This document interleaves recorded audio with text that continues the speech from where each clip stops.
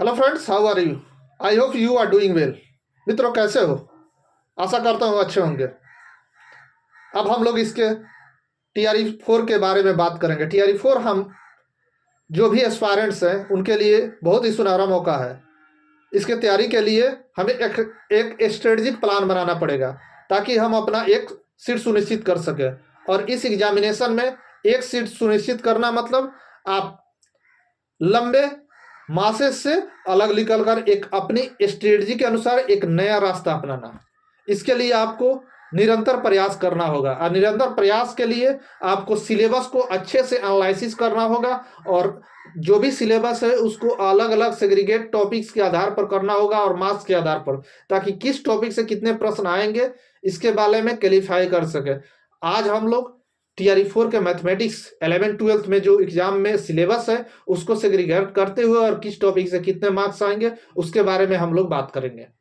इसमें सिलेबस के अंतर्गत PGT पोस्ट ग्रेजुएट टीचर के अंतर्गत 11th-12th मैथमेटिक्स, और इसके बारे में पहला टॉपिक आपका है बेसिक मैथ्स। बेसिक मैथ्स के अंतर्गत आएगा लॉगरिथम यानी लॉग आएगा, उसके बाद इनइक्वालिटी आएगा, मॉडुलस आएगा और GIF। ये चारों टॉपिक से लगभग एक एक प्रश्न आएंगे। आप कह सकते हैं 4 नंबर, यानी आप बेसिक मैथमेटिक्स को तैयार कर ले तो आपको 4 नंबर प्राप्त हो जाएगा।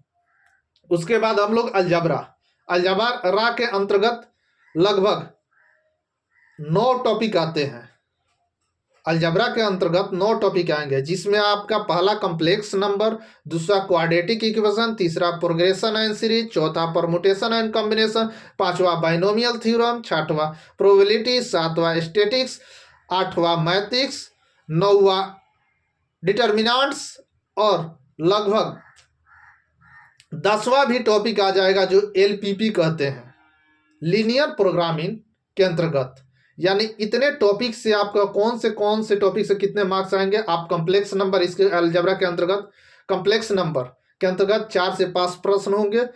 उसके बाद प्रोग्रेशन एंड सीरीज से आपको 2 से 3 प्रश्न होंगे। क्वाड्रेटिक इक्वेशन से 4 से 5 प्रश्न होंगे। परमुटेशन एंड कॉम्बिनेशन से 2 से 3 प्रश्न होंगे। बाइनोमियल थ्योरम से आपको 2 नंबर का होगा, 2 मार्क्स का होगा। प्रोबेबिलिटी से लगभग 1 प्रश्न होंगे और स्टैटिक्स से 1 प्रश्न होंगे। मैट्रिक्स से 3 से 4 होंगे। डिटर्मिनेंट्स और LPP से 1 प्रश्न होंगे। आप कह सकते हैं algebra majority of the parts cover करेगा। उसके बाद हम लोग कैलकुलेशन की बात करेंगे। कैलकुलस के अंतर्गत सेट या रिलेशन आएगा।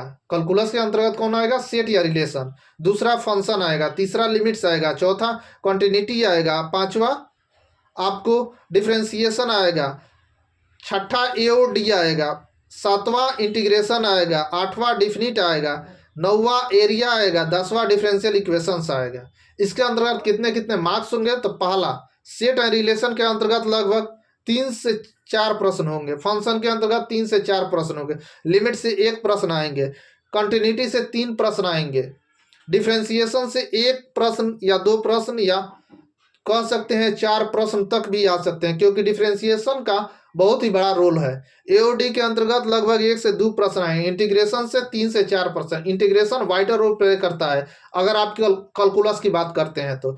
डिफिनिट से 1 प्रश्न आएंगे। एरिया से 3 से 4 और डिफरेंशियल इक्वेशन से 6 से 7 प्रश्न आएंगे। आप कैलकुलेशन की बात करते हैं तो मेजोरिटी ऑफ पार्ट जो है कैलकुलेशन के अंतर्गत आता है। अगर 11th-12th की बात करें, almost 50% parts we can say that is coming from the calculus. So you must be focused much more on the calculus so that you can cover majority of the parts, we can say that, and that will be very helpful to crack this examination.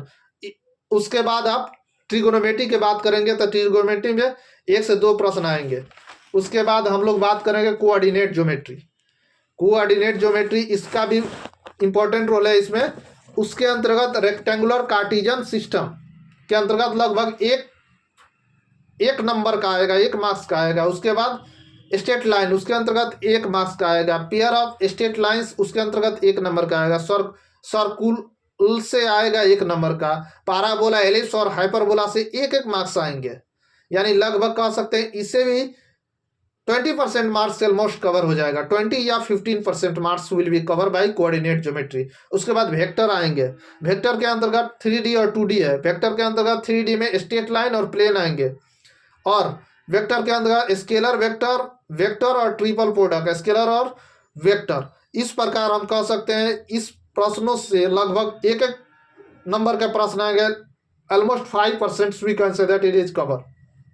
So in the conclusion we can say that each and every topics I explain meticulously, I want to repeat again and again so that you can be write down at your notebook and then after you prepare yourself। हम चाहते हैं कि इसको एक बार और revision कर लिया जाए ताकि आप अच्छे से समझ जाएं और इसे अपने नोटबुक में लिख लें। ये मैथमेटिक्स का 80 मार्क्स वाला पार्ट है। अगर आप 80 नंबर का तैयार कर लेते हैं तो आप अवश्य ही इस एग्जाम को आसानी से क्रैक कर जाएंगे, क्योंकि मेजोरिटी ऑफ द पार्ट्स जो है वो 80% का है और इसका वेटेज बहुत ही ज़्यादा है। लगभग इस समय कट ऑफ के अनुसार आप कह सकते हैं जी 80+ मार्क्स अगर आएगा तभी जाकर रिजल्ट होने की अधिक से अधिक संभावना है 120 में। तो आप कह सकते हैं लगभग 90 या 96 मार्क्स होना चाहिए, तब जाकर इस एग्जाम को क्रैक कर सकते हैं। तो इसमें 80 मार्क्स का बहुत ही क्रिटिकल रोल है, इसलिए आप इसे अच्छे से तैयारी करें। एक बार इसे पुनः रिवीजन कर लेते हैं। पहला बेसिक मैथमेटिक्स में क्या क्या आएगा आपका? बेसिक मैथमेटिक्स लॉगरिथम आएगा, इनइक्वालिटी आएगा, मॉडुलस आएगा, जीआईएफ आएगा। ये चारों क्या है? बेसिक मैथ्स के पार्ट हैं, इसको अच्छे से तैयारी कर ले। उसके बाद अलजबरा आएगा, अलजबरा के अंतर्गत complex number, quadratic equation, progression and series, permutation and combination, binomial theorem, probability, statics, matrix, determinants, LPP, ये सब आएंगे अलजबरा के अंतर्गत। कैलकुलस के अंतर्गत सेट या relation, function, limits, continuity, differentiation, AOD, integration, definite area, differential equation, ये किसके अंतर्गत है? कैलकुलस के अंतर्गत आएंगे। उसके बाद ट्रिगोनोमेट्री, ट्रिगोनोमेट्री के अंतर्गत लगभग 1 से 2 प्रश्न होंगे। ये भी अच्छा रोल प्ले करता है ट्रिगोनोमेट्री, क्योंकि एक दूसरे से बहुत ही कनेक्टेड है। ट्रिगोनोमेट्री से कनेक्टेड है कैलकुलस, और कैलकुलेशन का कैलकुलस का बहुत बड़ा रोल है। और इसमें आपको स्पीड कैलकुलेशन का भी बहुत अच्छा होना चाहिए, ताकि आप अच्छे से अच्छे आसानी से आसानी क्वेश्चन, टॉप से टॉप क्वेश्चन अधिक कम से कम समय में आप सोल्व कर सके। इसलिए कैलकुलेशन का बहुत बड़ा रोल होगा। कोऑर्डिनेट ज्योमेट्री के अंतर्गत आपका आएगा rectangular, Cartesian system, straight line, pair of straight line, circle, parabola, ellipse, hyperbola. और वेक्टर के अंतर्गत है वेक्टर, 3D के अंतर्गत स्ट्रेट लाइन और plane.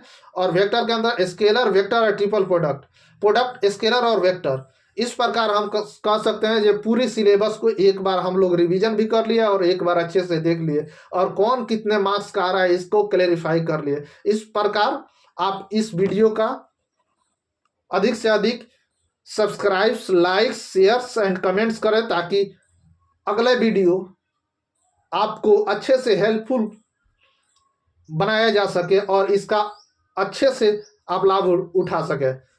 If you are trying to subscribe, likes and comments on my channel, definitely I will help you to boost your knowledge and information to do the best thing in this examination. And I am also preparing for this examination, so I have analysis on the basis of the TRE 3 of the marks that has been given in the examination. I hope you will enjoy this video, and thank you. God watch over you. Thank you.